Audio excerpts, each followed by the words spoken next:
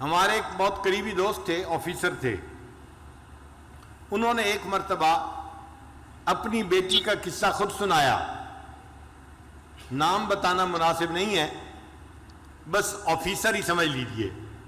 وہ مجھے کہنے لگے اللہ نے مجھے اتنی خوبصورت بیٹی دی، اتنی خوبصورت بیٹی دی کہ لاکھوں میں نہیں کروڑوں میں اتنی خوبصورت بچی کوئی نہیں ہوگی، کروڑوں میں۔ اتنا دودھ کی طرح اس کا سفید رنگ، اتنے پیارے اس کے بال، اتنا خوبصورت اس کی آنکھیں، جو اس کو دیکھتا تھا لٹو ہو جاتا تھا، ہر عورت اس کو آ کے دیکھتی تھی۔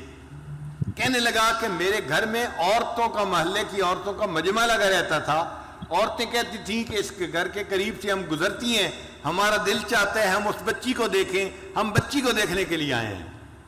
کہنے لگی وہ بچی ذہین بھی اتنی تھی کہ بلا کی ذہین، اس کو میڈیکل میں داخلہ مل گیا اور وہ میری بیٹی ڈاکٹر بن گئی، اور ڈاکٹر بھی ایسی کانفیڈنٹ تھی کہ سرجن ڈاکٹر بنی۔ کہنے لگا خوبصورت بھی تھی اور قابل بھی تھی، سرجن ڈاکٹر بھی تھی، اس کو ہاسپٹل میں ایک بہت اچھی جاب مل گئی۔ اب جب اس کی عمر 28 سال ہوئی تو میں نے اس کے لیے رشتے ڈھونڈنے شروع کیے۔ کہنے لگے رشتے کا نام لینا تھا کہ رشتوں کی تو بھرمار لگ گئی، ہمارے پاس اس بچی کے لیے 100 رشتے تقریباً آئے۔ اب ہم میاں بیوی پریشان تھے، کس کو ہاں کرے اور کس کو نہ کرے۔ یہ وزیر کا بیٹا ہے، یہ امیر کا بیٹا ہے، یہ فیکٹری والے کا بیٹا ہے، یہ بزنس مین کا بیٹا ہے، اور بڑے بڑے نامی گرامی خاندانوں کے رشتے بیٹی کے لیے۔ ہم چاہتے تھے کہ کوئی رشتہ فائنل کر دیں، مگر میری بیٹی کے اندر عجب اور تکبر بہت تھا، جو رشتہ آتا وہ کوئی نہ کوئی اس کے اندر عیب نکال دیتی۔ یہ لڑکا تو دیہاتی نظر آتا ہے، میں اس سے شادی نہیں کروں گی۔ اور کئی مرتبہ کہتی لڑکا تو ٹھیک ہے، ڈاکٹر ہے، مگر اس لڑکے کی ماں دیہاتی ہے، میرا گزارا نہیں ہوگا۔ لڑکے کی ماں دیہاتی ہے، اس پہ رشتہ نہ کر دیتی۔ کہنے لگے کہ 2-4 سال تو اسی طرح گزر گئے، روز کا کام تھا، رشتے آتے اور بچی نہ کر دیتی، اور ہمیں رشتے پسند بھی آتے کہ لڑکا سمجھدار ہوتا، تعلیم یافتہ ہوتا، اور اچھا اس کا کام کاروبار ہوتا، مال پیسے والا ہوتا، سارے وسائل اس کے پاس ہوتے، مگر بچی کا دل مطمئن ہی نہیں ہوتا تھا۔ اور جب ہم اسے کہتے کہ بیٹی رشتہ تو اچھا ہے، تو بیٹی آگے سے جواب دیتی ان رشتوں کا کیا، یہ تو سینکڑوں رشتے جو ہے آ سکتے ہیں، ان کا کیا ہے۔ کہنے لگے کہ 3-4 سال کے بعد اس کی عمر 34 سال ہو گئی، اب رشتے آنے ذرا کم ہو گئے، مگر بچی کو پھر بھی یقین تھا کہ میرے لیے ضرور اچھا رشتہ آئے گا۔ رشتے والوں کو آخر کیا چاہیے جو میرے پاس نہیں ہے؟ اس کو ناز تھا اپنے حسن پہ، اپنی تعلیم پہ، اپنی سمجھداری پہ۔ کہنے لگا کہ پھر اس کے تکبر کی وجہ سے ایک عذاب آیا۔ باپ اپنی بیٹی کا واقعہ خود سنا رہا ہے، کہتے کہ میری بیٹی کے اوپر عذاب آیا، اس نے کسی مریض کی سرجری کی، اور سرجری کرنے کی وجہ سے اس کو کوئی ایسا انفیکشن ہوا کہ میری بیٹی کے ہاتھوں کی جو جلد تھی وہ ساری کی ساری ایسے ہو گئی جیسے مردہ ہوتی ہے، کسی بوڑھے کی ہوتی ہے۔ اب بچی خوبصورت ہے، نوجوان ہے، مگر دونوں ہاتھوں کی جلد جو ہے وہ ایسے ہے جیسے کوئی 90 سال کا بوڑھا ہوتا ہے، ہاتھ بدنما بن گئے۔ اب وہ اپنے ہاتھوں کو ظاہر بھی نہیں کرتی تھی۔ اب رشتہ دیکھنے والے آتے تو وہ ان کے سامنے آتی تو اپنے ہاتھوں کو اپنے دوپٹے میں چھپاتی تھی، تو لوگ بھی پریشان ہوتے کہ یہ ہاتھ کیوں نہیں دکھا رہی، اور جس کی نظر پڑ جاتی تھی ہاتھوں پہ وہ رشتہ جو ہے ریجیکٹ کر کے چلے جاتے تھے۔ اب جب رشتے ریجیکٹ ہونے لگے تو میری بیٹی کو فکر لاحق ہوئی، کہنے لگا کہ پھر پریشان ہوئی، مجھے کہتی ابو آپ کوئی رشتہ سلیکٹ کر لیں، اب میری عمر 36 سال ہو گئی ہے، لیکن جس سے رشتہ کرنے کی ہم کوشش کرتے وہ ویسے لڑکی کو دیکھتے تو پسند کرتے تھے، جب اس کے دونوں ہاتھوں کو دیکھتے تھے تو ریجیکٹ کر دیتے تھے۔ ساس نہیں مانتی تھی، نند نہیں مانتی تھی، لڑکا نہیں مانتا تھا، ہم ایسی لڑکی سے شادی نہیں کر سکتے، ہو سکتا ہے بیماری بڑھ جائے اور پورے جسم کی جلد ایسی بن جائے، ہم اس لڑکی کے ساتھ کیسے گزارا کریں گے۔ کہنے لگے کہ پھر ایسا وقت آیا کہ رشتے آنے ہی بند ہو گئے۔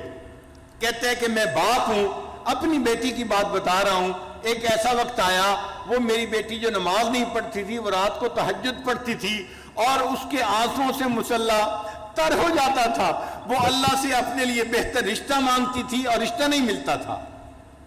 میں نے اپنی بیٹی کو جو ذلیل ہوتے دیکھا تو میں باپ ہو کے بتا رہا ہوں کہ واقعی انسان گناہ کرتا ہے، اس کی سزا آخرت میں تو اس کو ملے گی ہی صحیح، اللہ تعالیٰ دنیا میں بھی اس کی سزا بندے کو دے دیتے ہیں۔ ایسا اس کا تکبر ٹوٹا کہ ایک دن مجھے کہنے لگی، ابو آپ کسی ریڑھی والی سے ہی میری شادی کر دیں، اب تو میری عمر 40 کے قریب ہونے لگ گئی ہے۔ اب وہ ڈاکٹر جس کو اپنے حسن پہ ناز تھا، جو سمجھتی تھی میں حور پری ہوں اور کروڑوں میں میری جیسی کوئی خوبصورت نہیں، وہ بچی اپنے باپ کو کہہ رہی ہے بھلے کسی ریڑھی والی سے ہی اب میری شادی کر دیں، میری عمر 40 سال ہونے کو ہے۔ تو گناہوں کی سزا مختلف شکلوں میں ملتی ہے، ان میں سے ایک شکل بیماری بھی ہوتی ہے۔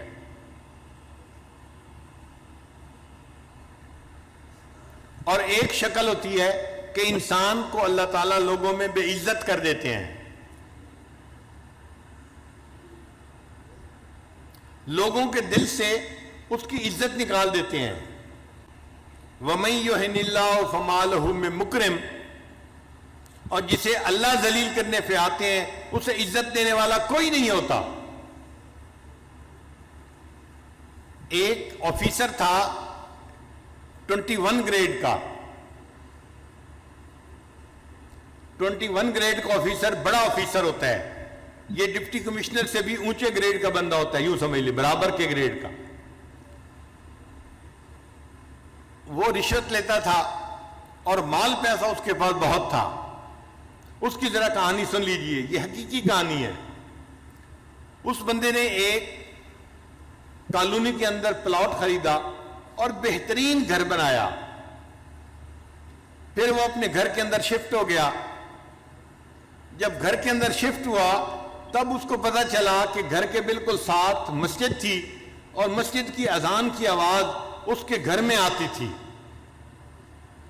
اب جو نیک بندہ ہے وہ تو خوش ہوتا ہے کہ مسجد کا پڑوس مل گیا، جو فسق و فجور میں پڑا ہوتا ہے، بے نمازی ہوتا ہے، اس کو مسجد کا پڑوس نہیں چاہیے ہوتا۔ چنانچہ یہ رات کو سویا ہوا تھا، مؤذن نے فجر کی اذان دی، اس کی آنکھ کھل گئی۔ اب اس کو بڑا غصہ آیا کہ اس نے میری نیند خراب کر دی۔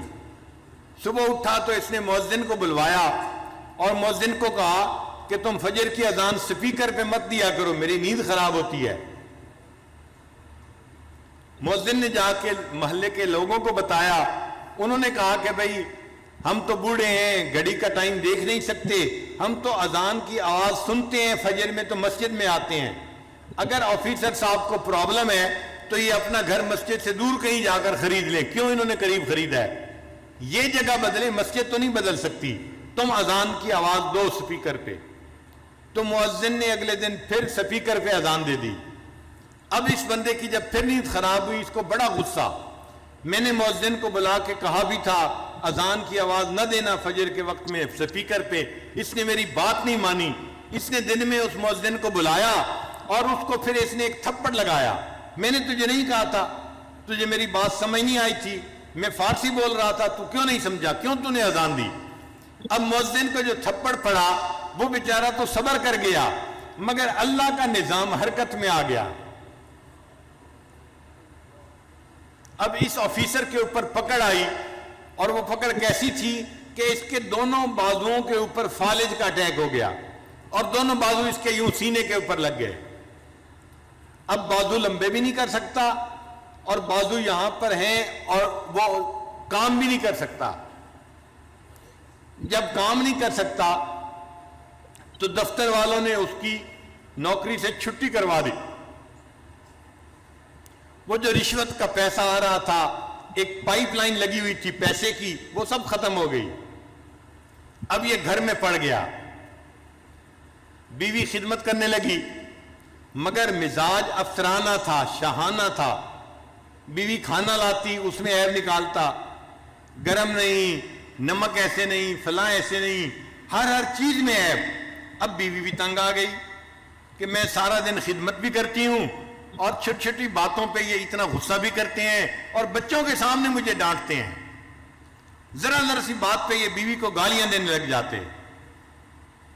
1 سال بیوی نے گزارا کیا، پھر ایک دن بیوی نے کہا کہ دیکھیں میں نے 1 سال آپ کی بیماری میں آپ کی دن رات خدمت کی ہے، میں انسان ہوں، میں تھکی ہوئی ہوتی تھی، آپ کی خدمت کو ترجیح دیتی تھی، آپ نے میری خدمت کی قدر نہیں کی، آپ نے بچوں کے سامنے مجھے گالیاں دیں، میں خاندانی لڑکی ہوں، میں اتنی گری پڑی لڑکی نہیں کہ آپ مجھے بات بات پہ گالیاں دیں، میں اپنے بچوں کو لے کے جا رہی ہوں، آپ جانے آپ کا کام جانے۔ تو ماں نے اپنے بچوں کو لیا اور اپنے ماں باپ کے گھر چلی گئی۔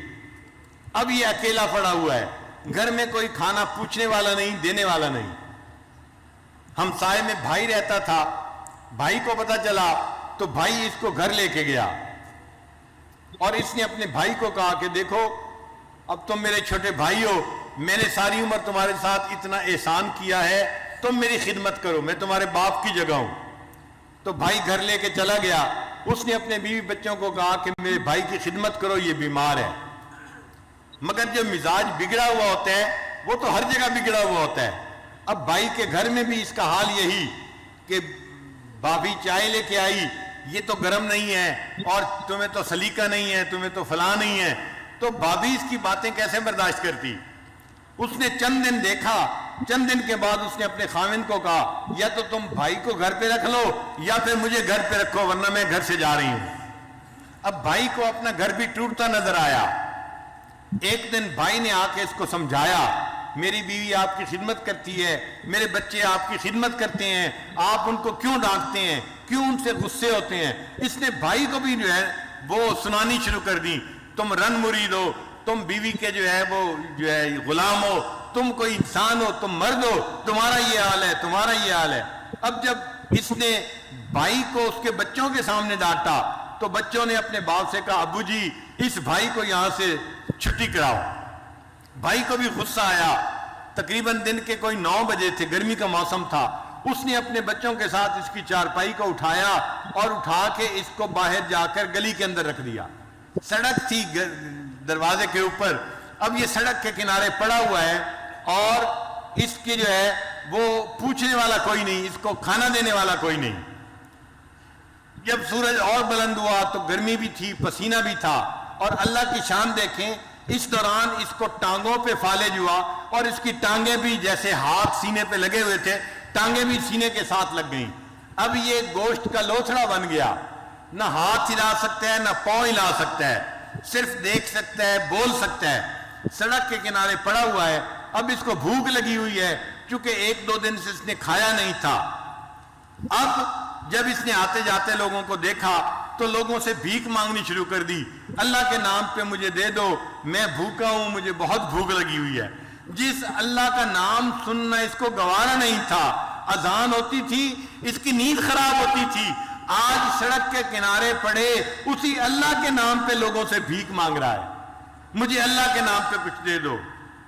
ایک کالج کا لڑکا جا رہا تھا، اس نے اس کو 10 روپے نکال کے دیے۔ یہ کہنے لگا بچہ میں اس 10 روپے کا کیا کروں گا، نہ میں چل سکتا ہوں نہ آ جا سکتا ہوں، مجھے تو بھوک لگی ہے، روٹی لا کے دو۔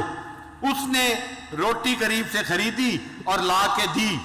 جب روٹی لا کے دی اس نے تو یہ کہنے لگا کہ میں اپنے ہاتھ سے تو روٹی توڑ کے کھا نہیں سکتا، آپ پلیز مجھے روٹی کھلا بھی دیں۔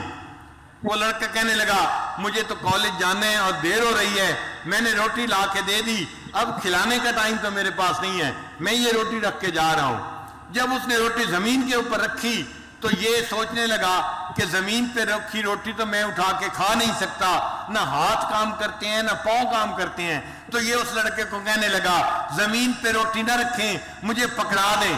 اس نے ہاتھ میں پکڑانی چاہی، اس کے ہاتھ کی انگلیاں ہلتی نہیں تھی، یہ ہاتھ میں روٹی نہیں پکڑ سکا۔ پھر کہنے لگا اچھا تم مجھے میرے پاؤں میں روٹی پکڑا دو۔ اس نوجوان نے اس کے جو پاؤں تھے سینے کے اوپر رکھے ہوئے، اس کے انگوٹھے اور انگلی کے درمیان روٹی ڈال دی اور اس نے اس کو تھوڑا سا گرپ کر لیا۔ اب پاؤں سے روٹی پکڑی ہوئی ہے اور منہ سے نوچ کے اس کو کھا رہا ہے۔ جس اللہ کی نافرمانی کرتا تھا اس اللہ نے دکھا دیا، دیکھو جب میری سزا آتی ہے تم سڑک کے کنارے کتے کی طرح اپنے پاؤں سے روٹی پکڑ کے منہ سے نوچ کے کھاؤ گے۔ یہ وہ آفیسر تھا جس کی بڑی عزت تھی، بڑا مال تھا، بڑا اس کا مکان تھا، بڑی گاڑی تھی، اور آج سڑک کے کنارے پاؤں کی انگلیوں کے درمیان روٹی پکڑ کے یہ اپنے منہ سے اس روٹی کو نوچ کے کھا رہا ہے.